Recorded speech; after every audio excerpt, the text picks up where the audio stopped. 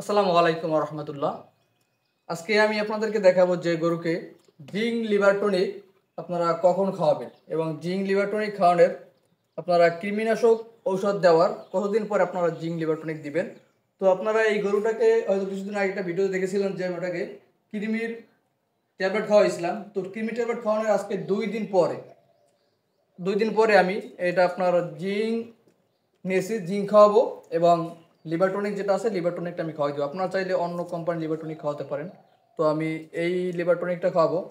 তো এই গরুর ক্ষেত্রে আমি দৈনিক 100 গ্রাম করে জিঙ্ক খাওয়াবো। তো সকালে 50 গ্রাম এবং বিকালে 50 গ্রাম।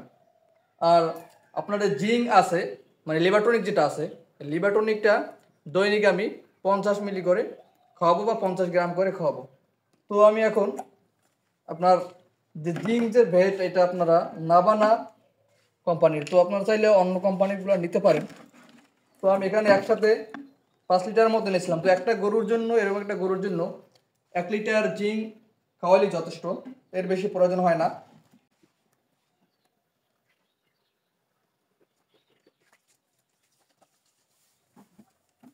তো এখানে আমি 50 গ্রামের মতো জিঙ্ক নিয়ে নিলাম এবং এই জিঙ্কটাকে আমি খাওয়াবো। জিঙ্ক খাওয়ানোর পরে আমি লিভার টনিক দেবো। আর কৃমিনাশক দেওয়ার পরে মাস্ট জিঙ্ক আর লিভার টনিক দিতে হবে।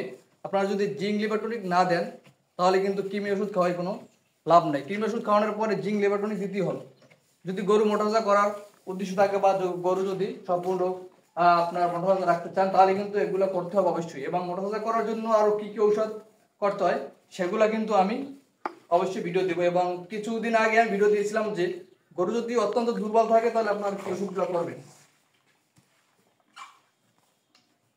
তো আমি জিঙ্কটা খাওয়াই দিলাম, এখন শুধু আমি লিভার টনিকটা দিব।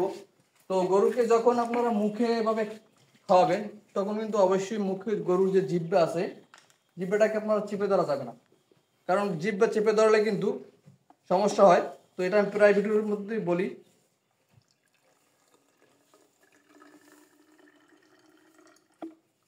তো এখানে আমি 50 গ্রামের মতো লিভার টনিক নিয়ে নিলাম।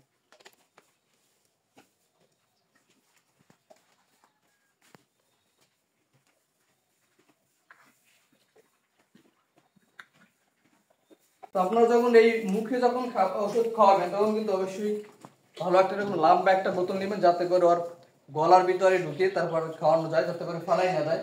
আপনারা গালির এক পাশ ধরবেন আর এক পাশ দিয়ে ওষুধটা ঢেলে দিবেন। তো যারা আমার চ্যানেল নতুন দর্শক তারা অবশ্যই চ্যানেলটিকে সাবস্ক্রাইব করে রাখবেন এবং যারা চ্যানেলটিকে সাবস্ক্রাইব করেছেন তাদের অসংখ্য ধন্যবাদ। এবং যারা ফেসবুক পেজ থেকে দেখছেন তারা অবশ্যই ফেসবুক পেজটাকে ফলো করে রাখবেন। আসসালামু আলাইকুম রহমতুল্লাহ।